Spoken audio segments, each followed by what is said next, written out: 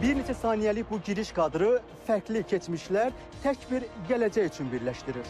Öncəlik vətənə xidmət, müdafiə və təhlükəsizlikdir.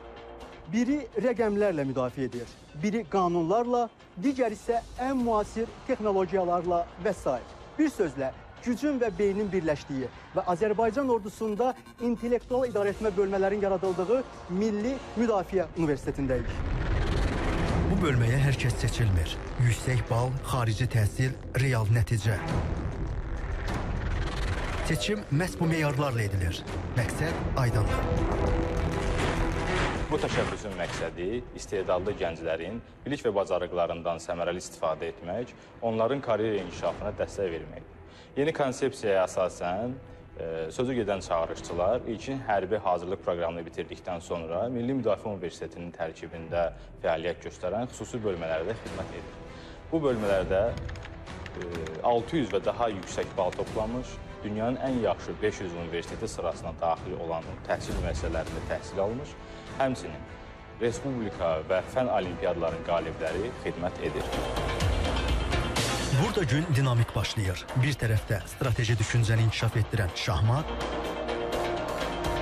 digər tərəfdə sürət və refleks tələb edən tenis.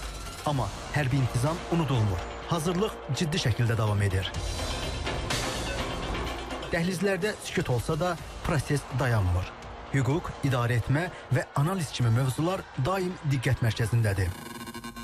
Əskər İnqilab Hüseynzadə 685 balla Bakı Dövlət Universitetinin Hüquq Fakültəsinə qəbul olub.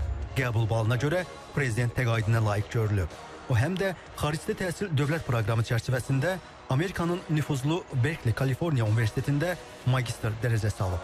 Burada xidmət etdiyim 7 ay ərzində mən öz ixtisasıma uyğun olaraq Müdafiə Nazirliyinin müvafiq struktur bölməsinə cəlb olunmuşam. Orada öz ixtisasım üzrə çalışıram, belə deyək. Orada çalışdığım müddət ərzində nəinki öz praktiki bacarıqlarımı itirmirəm, qoruyub saxlayıram, həm də hərbi qanunvericiliyi barəsində çox dəyərli məlumatlar əldə edirəm. Burada nəzəri biliklər birbaşa praktikada, yəni xidmətdə tətbiq olunur. Heydər Əliyev Muzeyində isə tarix və dövlətçilik ənənələri əyani şəkildə öyrənilir. Sərbəst müzakirələr zamanı fikir toqquşur, nəticələr formalaşır. Əsas məqsəd susmaq deyil, düşünmək və təhlil etməkdir. Başqa bir əskər, Kamil Şükürov, bakalavr təhsilini Macarıstanın Karvinus Universitetində alıb və beynəlxalq iqtisadiyyat ixtisasına yiyələnib. O, dövlət proqramı